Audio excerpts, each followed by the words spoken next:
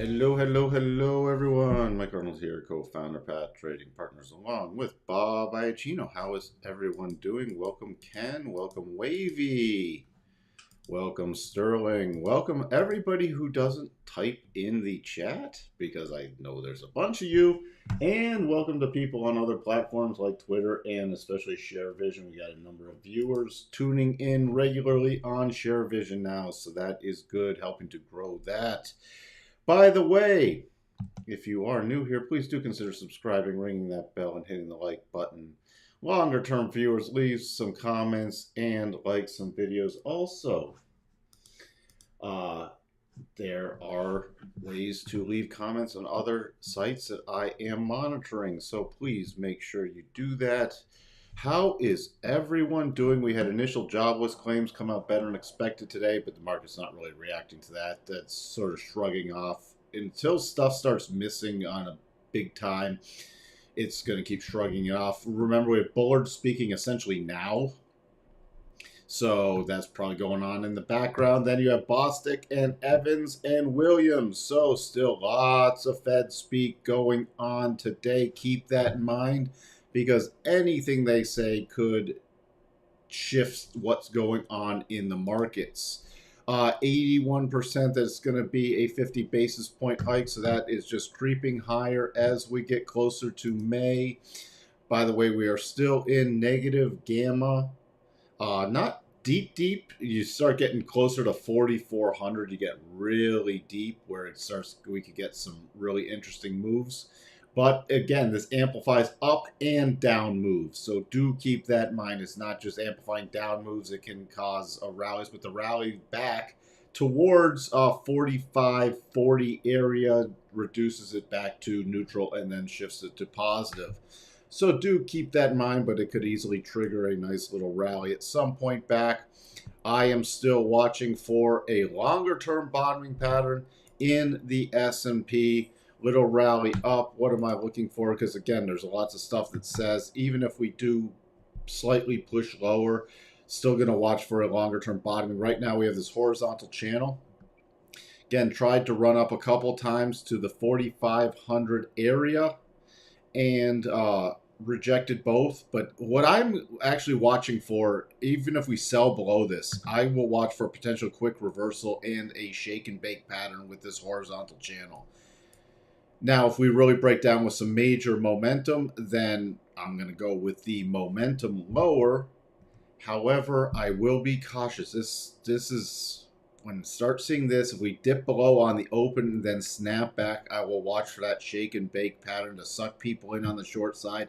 There's still a lot of short's the easy trade right now for a lot of people, and everybody, it's going lower, Fed tightening, blah, blah, blah. Probabilities saying probabilities aren't always right. That's why they're probabilities, but probabilities are shifting more and more for another push higher. And then it should get interesting for setting up for another down move. But can probabilities be wrong? And even on another push lower, it does not still change the probabilities unless we really break down. It does not change the probabilities for the higher push. Just keep that in mind. Trade your system, trade your methodologies. I'm just letting you know what I'm seeing. Good morning, Sashi. So right off the bat, I'm watching the horizontal channel, and I have the little plays from the candle tops and bottoms for levels, and that pretty much takes me, if we do break out to the upside, it takes me 45.23. If we were going to reverse it to the downside, and again, I've done a lot of testing on horizontal levels, it pretty much reinforces this 44.26, 44.24 area, the major. So those are the key areas I'm watching for breakouts and breakdowns. Now, if we come down here, get down to about 44.40, 44.44 in reverse with momentum, I will start watching for that shake and bake play. How do I start looking for that? We get past the midpoint of this channel, roughly around here. So it requires a one side. This would even be for a breakout. If it broke out, then reversed and got a key close below the midpoint, I'd watch for return the other side. To the downside, we break below and then get momentum and a key close back above about 44.77. I'm not going to measure it out specifically right now, maybe a little lower, about 44.76. You can do the measurement yourself. Then I watch for the breakout. Why is that? Why is it called a shake and bake pattern? Because it sucks people in and then it pretty much bakes them the other way. So I will be keeping an eye on that. You know, especially with this choppy price action. Now, had a little 4-hour buy signal that's already been triggered, very aggressive against the 4-hour rotation zone, but that is still in play. It is still in play. We still have our head and shoulders in play after hitting the first target. Right now, it's at this decisive point. It's trying to figure out where to go. Is it gonna, that's where I could see it breaking down and then trying to reverse, or breaking out and still trying to get some momentum going either way. So that's how I'm trading it off the open. The major support below this 44, let's take a zoom in. So below this 44.24, 44.26, if it did continue lower, next key area is 44.0625 to 44.08. And that really breaks it below this channel and steepens the channel and almost invalidates the flag pattern, which still is in play because I watch it on a closing basis.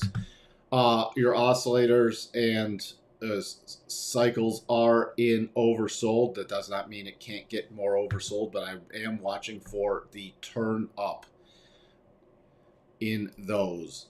So, morning, Lauren, morning, Ramsfall. In the NASDAQ,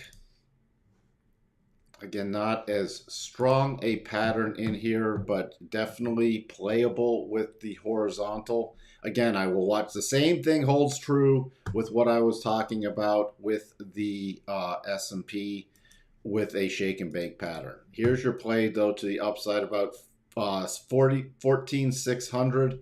I'd be targeting 14,755, which is right at the breakdown area. A breakdown, I'm still keeping an eye on the harmonics. But if you want the horizontal channel, slowly adding more stuff that I do into this channel because we have more advanced people on here now. And look at that. Major cluster, so you have the horizontal channel breakdown and the harmonic, 14,298 to 14,300. So we have 14,755 to the upside, 14,300 to the downside. Those are the key levels I will be playing off of today. Still against the 4-hour rotation zone. So this is why I'm watching for that pattern, but I'm not just, I'm just going to randomly just buy something here, because we could still get that lower press, sucking people in, then the reversal move. Dow, again, virtually the same thing. It would just be a bit sloppier, but I will put that up here. So on a major of about 34,696, so 34,700, would not ignore this 34,585 target to the upside and to the downside. Major area I'd be watching is about 34,73. Let's take a look at the bigger picture with the Dow. Again, Dow also had that head and shoulders and didn't quite reach the first target. So could the Dow break lower? Yes, it could easily break lower. Now, could the other ones sort of try to break lower, suck people in? Did Dow really break lower, hit the first target, then reverse? Quite a possibility. Again, the Dow also against the 4-hour rotation zone, but that's flattening out. So really pay attention if it does break from the horizontal channel and really gets above 34,520 area, because then that's out of the way and it really the probabilities start shifting to a stronger bounce. Russell, not much going on here unless it gets above 2028 to the upside or below 2006. If it gets below 2006, I'm watching for a retest of 2000, and that's my key level to the downside. If that really breaks, you can put on your short-term harmonics and map it out, but the next major support is about 1974. DAX, the DAX, again, out one side, out the other side, and bouncing back. So This is now, it could not get momentum the other way just yet, expanding the range. Right now, I have nothing going on in the DAX. There is not a great pattern on the daily, and watching it slightly to the downside unless it pops back above around 14,400. Crude, interesting little play here in crude. Potentially, we have a very short-term double bottom. Confirmed but not triggered on the longer term basis. Even the 1 hour not confirmed. I will watch for another push once we get to the active markets above 98.50, and your targets are 99.89, 159, then 101.28. Again, this is a short term trade, and I would really focus on this 158, 100 to 158 levels on that break. It's almost turning into a channel 2, but longer term, still 4 hour, you have that double. Gold, little pop here, but still in consolidation. Again, I'm waiting for metals to make their next move. They've been really tight right now, so there's nothing I can do in metals besides unless silver pulls back to 23.79. Notes. We had this little, I'll show you. This was interesting this morning. Double top confirmed, then the breakdown play there on the shorter term basis. You can see it here. Then just a rapid breakdown. Now, interesting enough, so that's already done. I am longer term watching for a bottoming pattern in notes coming up within a week. So we rotate up in the rotation zone. It's starting to run out of momentum. I'm starting to really watch for a long-term bottoming play, and let me jump over to my yield curve. By the way, yield curve continues to steepen, and that's what generally happens into the recession. I talked about this yesterday. Now, we could still technically come back down, retest this low area back below zero, but that doesn't change the now watching for much more of a steepening on here. And with notes, watching for a potential for those Elliott wave fans. And I'll start doing more and more of that on this channel, but we're approaching a wave 5 and another wave 5 within a wave 5. So this was a wave 5 on the macro time frame, and this was actually a push-up wave 5 within wave 5. You can really see it here on the close. 1, 2, 3, 4. So we got a 5 within a 5 up here based off the shorter term closing basis and the longer term basis. So I'm watching. Does that mean I'm just, hey, short up here? No, I'm going to start watching for short signals and roll over signals. Other than that, I got to keep going with the trend, but I'm getting into the cautious mode that we could be putting in a topping signal, especially we got divergences setting up. Cycles could be rolling over within the next week. So that is, I'm just giving you a heads up on that this is not the time to chase yields or to aggressively short treasuries from my perspective. Again, educational purposes only. Are there plays in treasuries? Yes, just like that little mini double.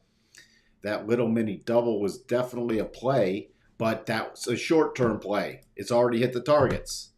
Long-term play, no, there's no long-term plays left for me just yet. Anything would be just very short-term swingy trades, watching for a bottoming pattern to put in. Dollar index still holding up above the horizontal channel. Watching, I talked about this yesterday, 98.29 to about 99.60 for a little pullback area with that. VIX.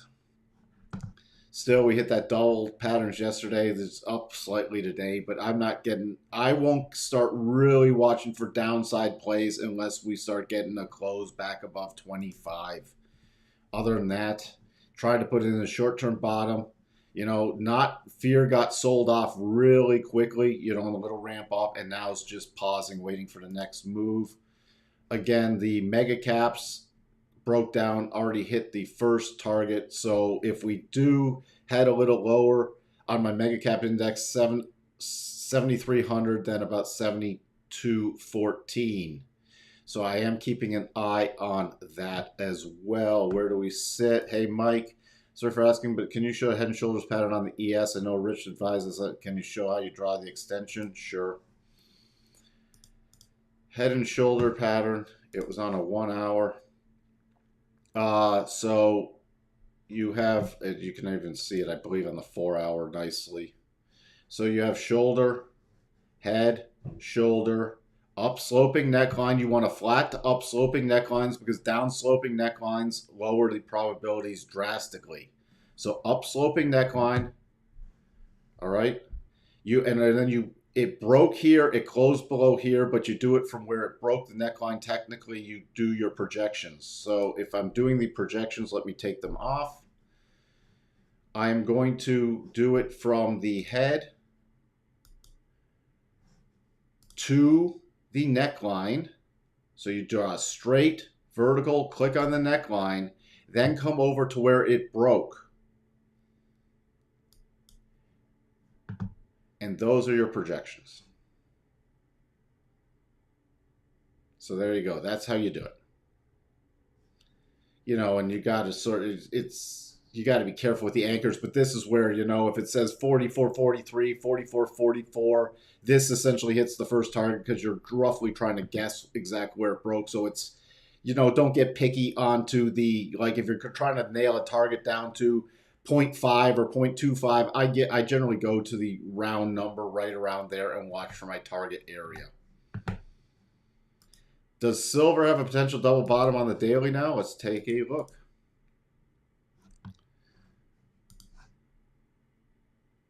Let me get back to my anchor, my magnet. No. Nope.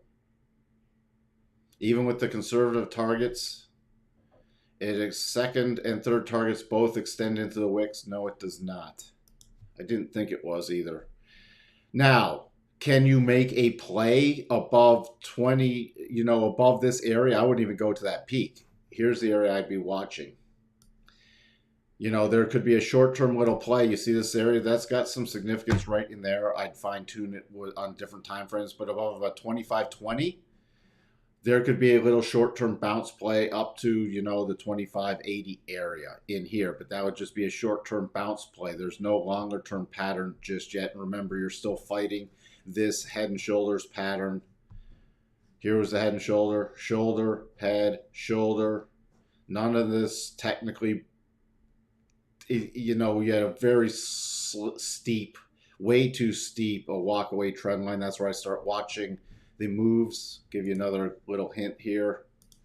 You know, when you're doing this, what really dooms it for me would be the close above the 62.5, which you see rally back to the 50 and then the rollover. Remember, I love these return to this 50 to 62.5 with the rollover play. And then, you know, still finding key support at this second target. If it breaks lower, I'm loving this 23.78 target, though. That's fantastic. Would love to see it there. That actually would be interesting. And that could just be a short-term spike basis because I'd watch for the key close back above 24. We might not even get there, but that's very interesting levels. There's some major support down here. Would love that for silver. Let's see why the neckline then anchor to the side. That's the way it tests out. That's the way it tested out best. Because the neckline actually confirms the pattern. Most people go with head and shoulders and it doesn't test out as well. This has been tested for many, many years. Many, many years. A lot of people just do this. They go from the head to the neckline and then project to the neckline. No, no, no, no, no. That's why the targets aren't hit a lot. It actually tests out. You have to break the neckline and that confirms where the target should be drawn from. So you're measuring this and then you're projecting it from where it breaks. It actually brings the targets in closer.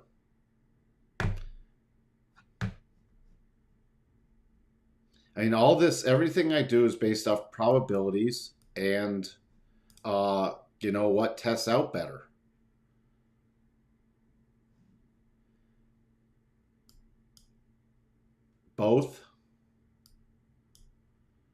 Both, depending on, some things can be programmed. Some things I've had very good programmers do it in the past for me, some very complex things.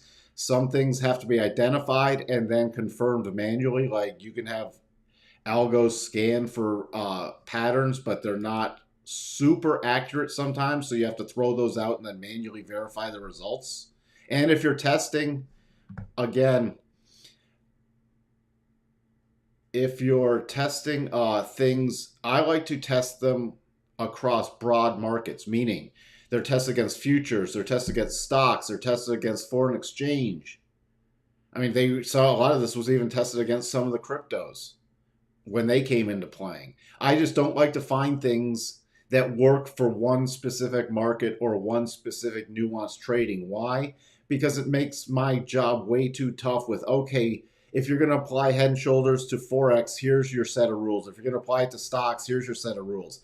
I like to find something that works across the board, which is why I focus on harmonics, which is why I focus on these key levels, because it tends to work across the board. Could I maybe fine tune them a little more using nuanced for specific markets? Yeah, but I'm not interested in it because I'm not interested in eking out another 1 or 2 percentage points to try to make my life more difficult. So, did you want to look at the sterling? Is what you got to be a little more specific, Jake. 5 period on the sterling. Don't know. Did you want to look at this? The pound versus what? The dollar? You have to be more specific. So that's how it's tested out. Some things can be tested out algos. Some things like rotation zones can be tested out with algos because you're looking for pullbacks between the 8 and the 21. And then you can say, okay, if this pulls back to that area, then I'm watching for this kind of entry, or I'm watching for a rotation entry, or I'm watching for a %B entry, blah, blah, blah. So that can be programmed pretty easily. Head and Shoulders is a little tougher. Yeah, so and if you can program part of it, and then some things can be, if you can program all of it, fantastic. You still have to manually verify. Don't trust the programming. You still have to go through a bunch of charts and examples to verify the programming is correct. Don't just look at it and say, oh, look, it's a 63% winner. I'm taking it for what it's worth, because you got to look at a bunch of those to verify the algos are still doing it correctly. Oh, okay. Didn't know what that. All right. See, when I see sterling, I'm like, oh, does somebody want to look at the pound? The pound versus what? All right, that's where we sit, everyone. Let's just glance back at the S&P. 3 minutes to the open. Pausing still within my channel, so that's what I'm watching for. You got my game plan for the day. Again, educational purposes only, because just because I put it out there doesn't mean you should trade it. You need to trade what brought you here, what your systems and everything tell you. I'm just trying to help you learn some more tools and techniques, and then it's up to you to integrate it. Have a great day. I'll talk to everyone this afternoon. Bye for now.